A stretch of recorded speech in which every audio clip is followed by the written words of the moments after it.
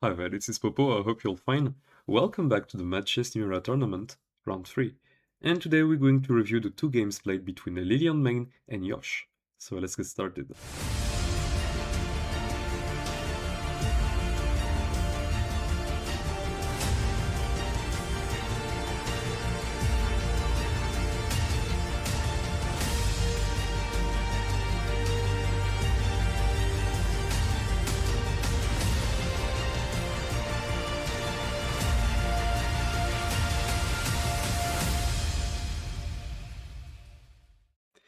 Okay, so for the first game, LilyLionMane gets the white pieces with the Fairies faction, and Yosh gets the black pieces with the Yetis faction. The Fairies capture without moving on any other way that don't imply the fact that you put your pieces on your square you're meant to capture, and these captures are very hard to dodge. On the other hand, the Yetis are tricksters that can decide to capture several pieces in one turn. So very cool that the two factions which are a very particular way of capturing pieces met. So this game is pretty explosive and I can assure you that this is wild. The game starts with pawn to f4, already something completely crazy here. Okay, this is perfectly met in classic chess here, but you have to be precise, because you play against the Yetis and they can trick you. We have Tusk to f6, Frog to f3, pawn to d5 and pawn to c4. So maybe the idea here is that if you take here, I'm going to push that and you can't take because I'm going to take back thanks to the fact that I captures like checkers and I want to capture it without moving. So the plan seems simple, the only problem is that after pawn captures, pawn to e4, tusk to e4, and frog captures d5, you play against the Yetis, so when the sage captures one piece, it captures also the twin brother. And now both frogs disappeared and white is up 5 pawns of material. Moreover, how do you defend against that? This Pixie captures only 2 of 3 squares away. So now you have to be sure that this is never captured, else you're going to lose both shrooms. If you try to defend this way, oh then I have a very simple sage to d4, and now what are you gonna do? Maybe go back this way? Okay, this is just going to be captured.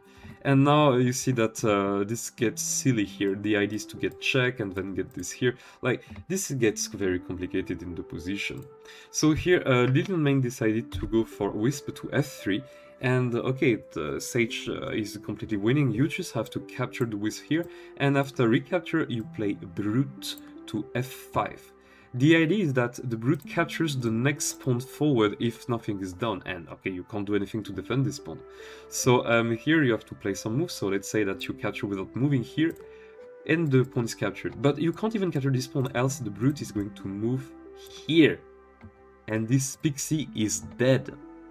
You bet at this! And there is no way you can attract this brute. So you're going to lose again material pawns. And okay, this move is even worse because now there's double attack. You see that the brute is going to collect all the pawns and you're just dead losing. So after this, two ways to deal with this: uncastle the king, or decide to push the pawn 1 or 2 squares, but this pawn is going just to trade itself with en passant, and now the game would simply continue. And I mean, the Yetis are daily winning here in this position, they just have to play well. But for some kind of obscure reason, this is not traded, and sage to c6 is played trying to get something better. And okay, I can understand that, this case is pretty interesting. We have Pixie captures c4, and now you have to develop the pieces. So we have a brute to x6 which is tried. Only problem being is that we have pawn to f5 and you can't capture that, as this is going to be captured without moving, but I mean you can still decide to capture, still the same threats on the board, so I don't know why this is not done. But anyways, we have brute back to d7 and pawn to d4.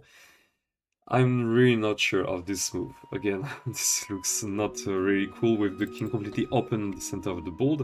Here you can try to... Tusk to e6, I don't like this move. You can try just to push some pawn like this, trying to get some trade over the board. You can try to put the second brute on the game. But here, okay, Tusk to a6, which is very passive. I guess the idea here is to castle long and try to get something to do with the Igloo. But you don't have a lot of good square here. Maybe you can try to put this here, but the simple move here would try to defend this.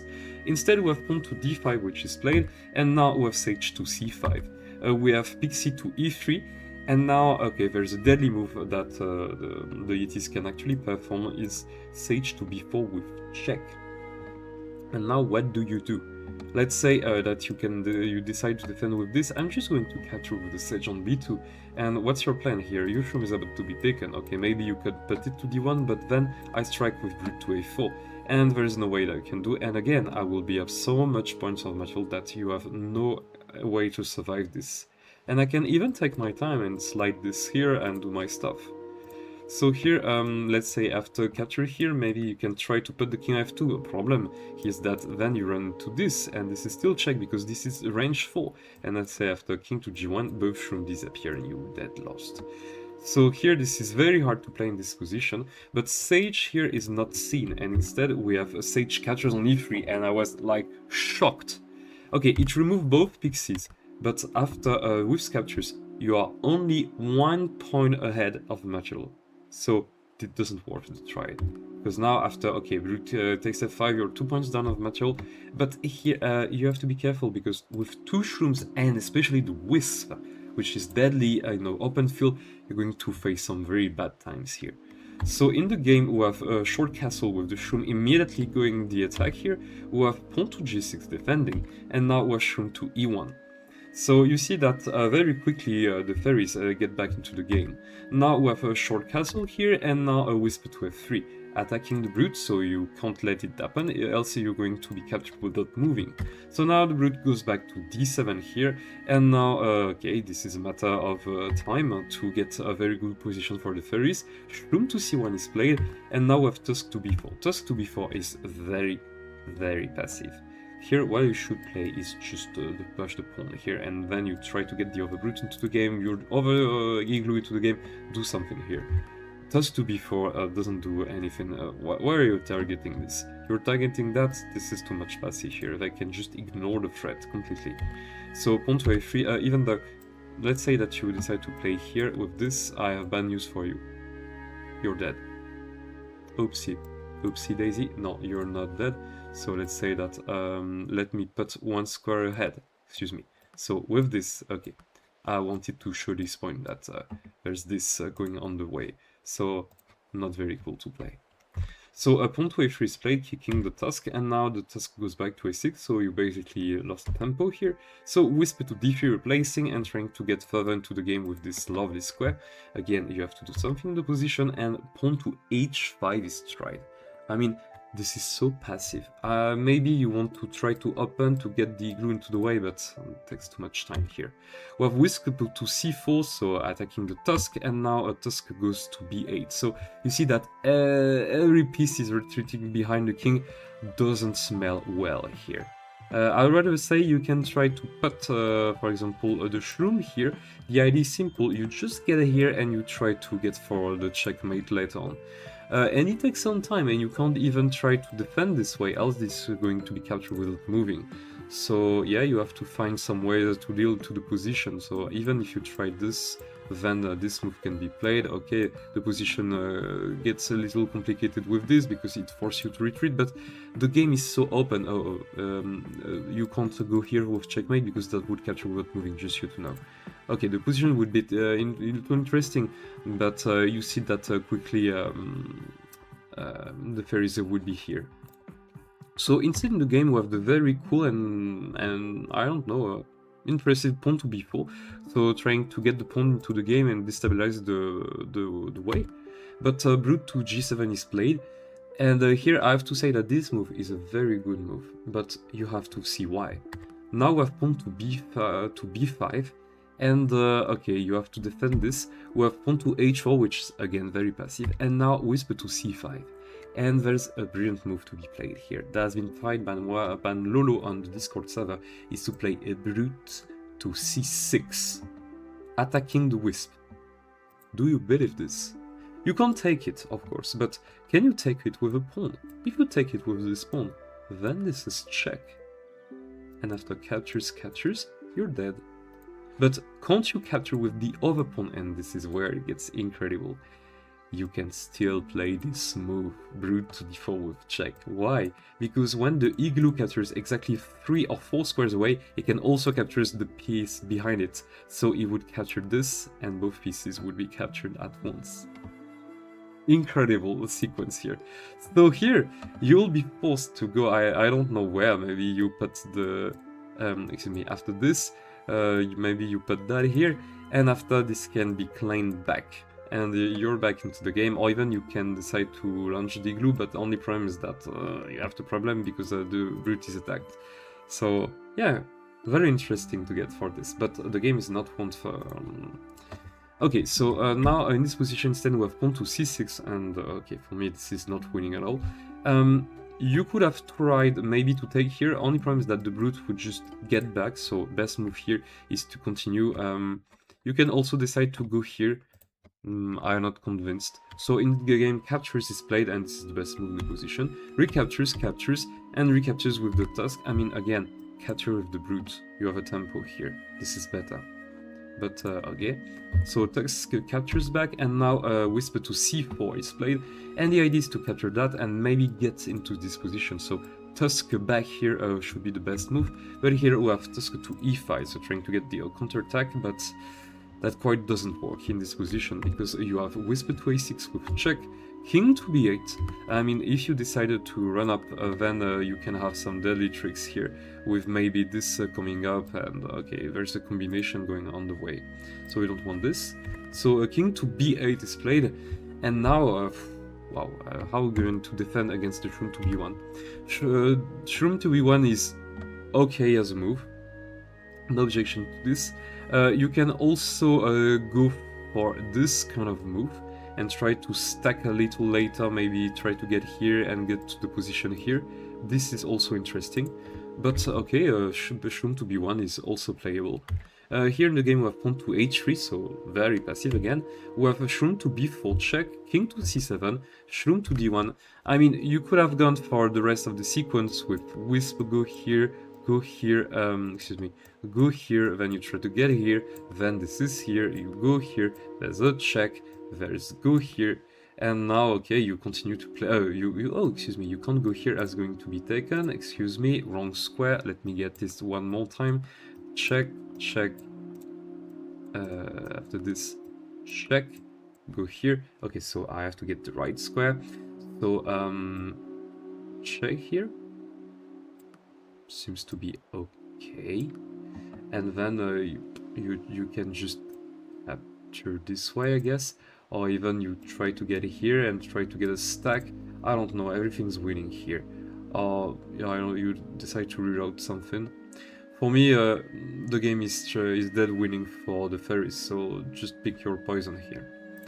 So instead we have something better which is played, Shroom to d1.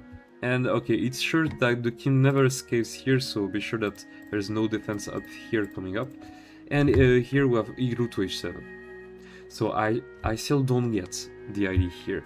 So we have a Wisp to b7 check, a king to d6. Here, instead of getting the check, you could just have slided this, and then the mate threat is almost unstoppable. There's a lot of threats to try to mess here. Only problem being here is that there's still the Tusk to defend, but you can still decide to rise this up, and again this goes for big threats here, or try to get the Wisp into big check, I don't know.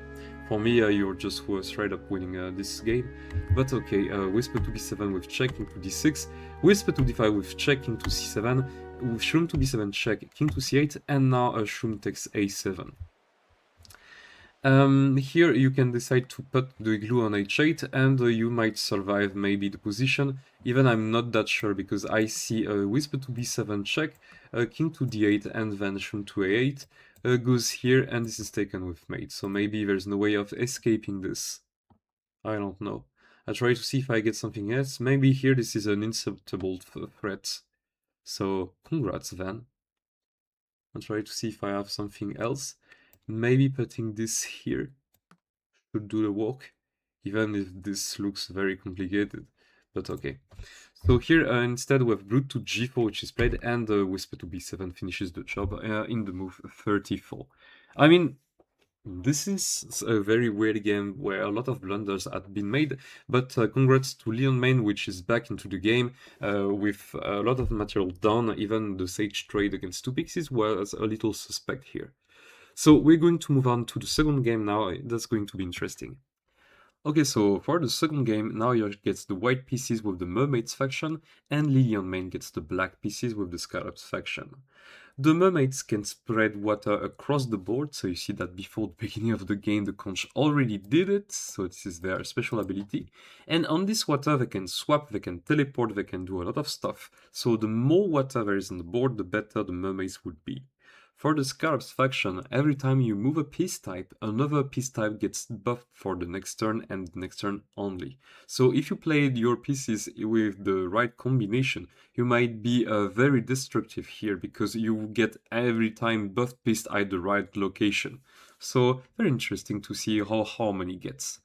The game starts with spine to f3, a Doretti, and now pawn to e5 is played. See that because this spine didn't move again after this and wasn't forced to move, it stayed on the square, it created water square. So now spine captures e5 because this was free. And now Rhino to f6, and this Rhino is not attacking actually, because as there's a water square now, if you decide, let's say, you go here, if you captures, then the Kraken would recapture, because he can capture on any square with water, so you have to be careful. So now we're spine to g4, so getting another square of water and attacking the Rhino. So Rhino to g6, and now spine goes to c3. We have Herc to c6, and now a spine to d5. Here, snooping around with the spine is a strategy, but this is not the strategy here to play, so you have to be a little careful here. You see that at the time the Herc has moved, it buffed the Dung, so now the Dung can move for the next turn also as a knight, so you can have this move as a first move, which is completely crazy. So we have Stag to d6, and now it buffs the Herc, and the Herc get the bishop by 2. So it's threatening to capture here, you have to do something. Here maybe you should put the spine on e3, because maybe you don't want to trade that, and if you want to get snooping around, so you might get better to do something else. But instead in the game we have pawn to g3, and after Herc captures, we have Kraken captures. And now we have pawn to f5, so kicking the spine back to e3, and now Herc to f6. You see that at this time the Scarabs start to get some activity, so you have to be careful and maybe put the Kraken to a very safe square like the square b1, which is a very cool square. But now this is Yosh and he wants to snoop around, so we have Kraken to c4, pawn to b5, Kraken captures, Dung to b8, and the spine decides to exchange on the water with the Kraken. Here you can continue to snoop around if you want, but the only problem is that you're pretty trapped here, so you have to get here. Here you see that because the Dung moved, now the Stag also can move like a king, so one square in any direction here. Interesting. So okay, the exchange is pretty interesting because it threats to capture here, and maybe you don't want to exchange the Dung here, the same position, but here it allows the Scarabs to get even more activity here, and maybe you can play something like Stag to c5, and if you decide to continue snooping around, be careful, because a very simple Dung, let's say you go here, then if you castle, you move the Dung, this get buffed, and there's a double attack going on, going on here, so yeah, I don't feel quite right here. But in the position we have Stag to c5, which is played anyways, and here something in between could be played, is spine takes c7 with check, and here after king to d8 you see that this is safe, so put the Kraken on b1, and even if you try to get something cool here and you try to thread the piece, just play spine to d5, and if there's captures, I mean this is playable and you're safe. But in the game we have a Kraken to d3, so still snooping around, and now we have castles. So the spine takes a chance and takes on c7, and now Stag to b7. Here for now you see that the Mermaids are fooling around, but they're going to get severely punished on the next move. Because after Maid to g2, we have Herc to e4. And now you have to be so careful here. The best move in this position is to play Maid takes e4. Because even after this move, and let's say the Kraken decides to go somewhere, I don't know, this is taken.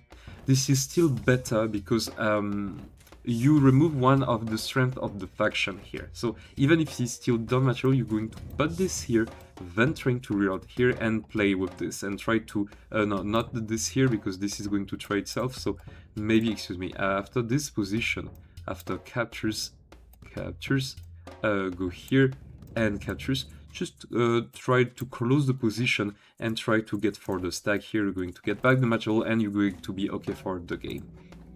But in the game here, it let the Herc be on the place, and now Spine to d5 is played, and this is actually a big mistake here, because you can run into some awful moves, like this one. Stag to f2 captures with check, this is defended this way, so this also buffs this, so you're going to lose your Kraken. And if you do go here, this is even worse, because there's the very simple dung to a8, which is checkmate, because now this is buffed and it controls all of these squares, so very deadly. So I mean, okay, after this position you're forced to go here, and then okay, you can even do something incredible by not taking the Kraken and take here, but you're just becoming silly here. Take the Kraken and you will be better in the position. But this is not seen, and instead we have Herc captures f2, so now okay, this is a fork against the Kraken and the conch, yes. And after Kraken to e5, you can still follow with crazy things, I can assure you. So for example, here you can play the move done to e6, for example. And here it threats the Kraken and it somehow x-rays the position. So you have to be so careful here. So let's say the Kraken decides to move to f4. Now what's your move? You can play Stag to a6 with check. And now here you threaten, this is controlled here, so you're forced to put the king back. And now you capture with the Stag to e2, and this is checkmate again. Because this is Stag captures, this is defended here. See that this is completely crazy on the position here. But yeah, you can play a lot of things. You can even decide to play the silly move Stag to d4, and after let's say this, then you can take the Kraken for free, and then after this captures, then you go for a big punch of trades, and you're just winning the game here. But in the game we have a dung to e8, so okay, this is missed. Again, moving the dung here was better. But now the Kraken goes to f4 and you don't have this strategy anymore, which is pretty sad here. But I mean, you can still play a lot of steely thing. You can play Stag to e3 with check, and after a catcher is here, you can take the Kraken, and again you're on the game. But instead we have dung to e6, which is played. And okay, it allowed pawn to see d3, and this somehow defends the position. But you can still do some completely crazy things, so like Stag takes d5, this is still check. And now where do you move? Because now the next threat is to capture here. So you have to go here, then this is capture on g2, this is capture here, and now you capture on e2, and now how are you going to defend this? There's mate threats and everywhere, your pieces are not well coordinated to face this, and you're going to be checkmated right on the middle of the board, so incredible position. But here instead we have Herc captures h1, and after mate captures we have dung captures, because remember that this buffed the Kraken here, so the Kraken is taken for free. But after this you up 4 points of material, and I think this is very sad because you could capture so much material, so much. Here we have Stag captures d5, so okay, plus 7 points of material, but again, you're deadly winning if the other position here. It seems like the Mermaids have time to breathe. Here we have pawn mate to f3, so breathing a little too much because you can take on h1. So okay, now we have short castle, so trying to get on the way, and now the Stag gets back to d5. And mate captures h7, and you'll see that later on it would not take too much time before this gets a big mess. And here in this position, you're deadly winning with the Scarabs. I mean, what can you do in this position? Here you have dung to h4 or e4, which is played, and now it threats too much stuff to get here. Here, something which is tried is mate to c5, so by exchanging the pawn on water, here you defend both of them, but now you take on b4 here. And if you decide to take here, and I guess this is why it's played in the game, now you run into dunk to takes d4, and now this is very complicated, because there is a double threat, this threat to capture here and stuff. So mate to c3 is tried, but for some reason the Scarabs didn't find a Rhino captures c3, which is the winning move here in the sequence. Let's say king to b1 is played, and now you play a stag to e4 check. Now after the conch goes to c2, you put this down and you're winning the game. Here instead you have Rhino to e1 check, and after king to c2, then okay, if you like the tsume, you can try to go for them. After stag to e4, okay, you can't really defend with the piece, so king to b3 is tried. Here you can try to get this, for example, a Rhino to b1. If you try to defend with this, then you get to stag to c2 check, go here, and then this is mate. And a very nice way of checkmating. But the way to survive this position is to put the... excuse me. Way to survive the position, excuse me, I was saying, was just to put the mate here on b2 and somehow they survive here on c5, because after this, if you think that after this and this you can put this here with check, only problem is that on this position after this, you can just swap on water the king and the conch, unfortunately. So, of course, this ran into this mate and this check, and then a lot of things are going around, but yeah, not that convincing. So in the game, they just took their time and took on d2, and after takes, you don't have anything to be done and you're dead. So this was in this position on move 37 that Yosh decided to resign the game, and yeah, you don't have anything to be done, and this is very sad that you run into all the tactics of the Scarabs. I mean, snooping around with the Mermaids can be very fun, but try to build something a little, I don't know, better, and you might get to be around later in the mid game with your spines. Okay, anyways, this is done. So this is the end of this video. I hope you liked it.